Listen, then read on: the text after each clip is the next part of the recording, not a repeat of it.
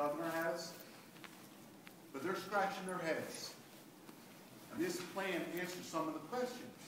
Because when you don't know how to fix a problem, you go to the wealth of the state. What that last gentleman said is strictly true. Redistribution of wealth. That's what it's all about, taking from the haves to the have-nots. As having two former high-level law enforcement officers, as a governor and a lieutenant governor, and Chris Christie went to all 21 counties on his town hall when he was campaigning to become governor, I would suggest, and as she has here today, get very, very involved with this. Because when you incentivize different cities to buy into your plan, there's going to be corruption. Therefore, the Soprano state, not Garden State values, ranked with corruption, top to bottom, and that is a major part of our problem. There are only so many dollars to go around. There are no registers in Trenton. So this is a way to fix it. But when you look at the term smart growth equals no growth, Agenda 21, these people are smart. They've done their homework. And some of what you're planning is that way. I wrote down a few topics. No American exceptionalism, which made this country great. We want state top dogs in leadership to tell us that we're going to have a forced eminent domain, which is what it comes down to. No state takeover of property. Smart growth is code for no growth. Agenda 21 is not our agenda. Beware of state planners when they come to your areas, because there's the wealthy and the wealth lands, and then there's the people that don't have much.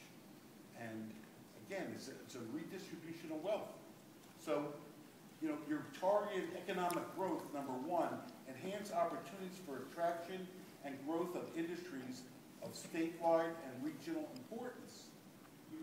Let's cut the taxes first across the board for businesses so they'll come back.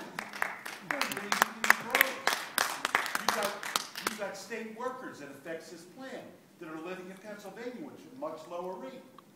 Where's the 8,000 to 10,000 that were supposed to be laid off that are tripping over each other on coffee breaks? They're still working in Trenton.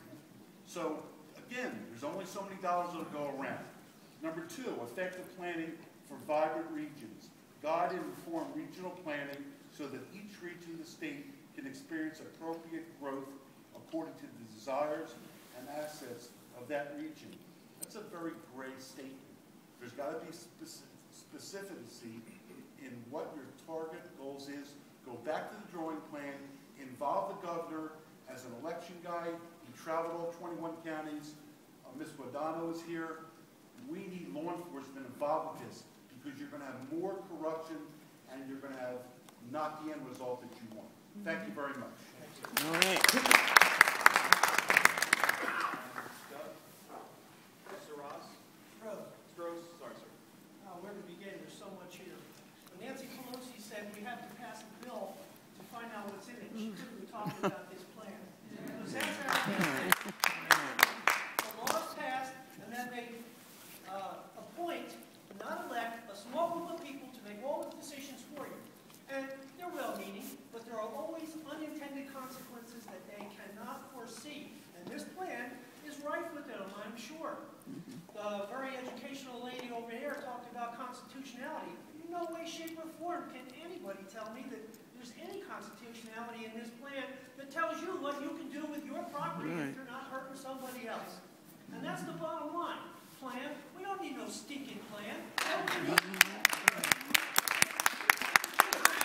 Decisions in regard to their own economic welfare. Millions of decisions being made every second of the day determine how markets pan out. Sorry, I lost it there. And not some plan that nobody knows where it's going to go. And the fact is, this plan will be implemented, but it'll be implemented naturally. When water gets too expensive because there's less of it, it'll go up and people will conserve water, and that's what's going to happen. Not this plan made up by people who don't know what they're doing, protecting their expensive jobs.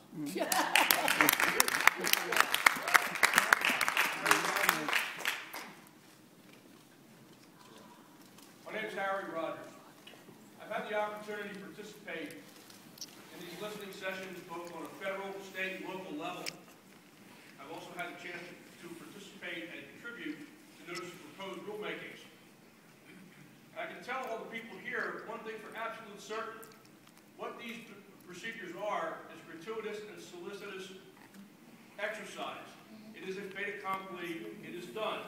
This young lady over here asked the question, who makes these rules? It doesn't matter, because once empowered, they are not answerable to the people. That's right. That's right.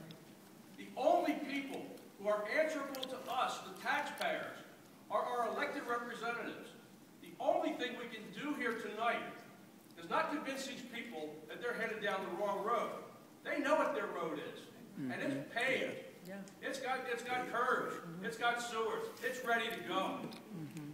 If you want to do anything,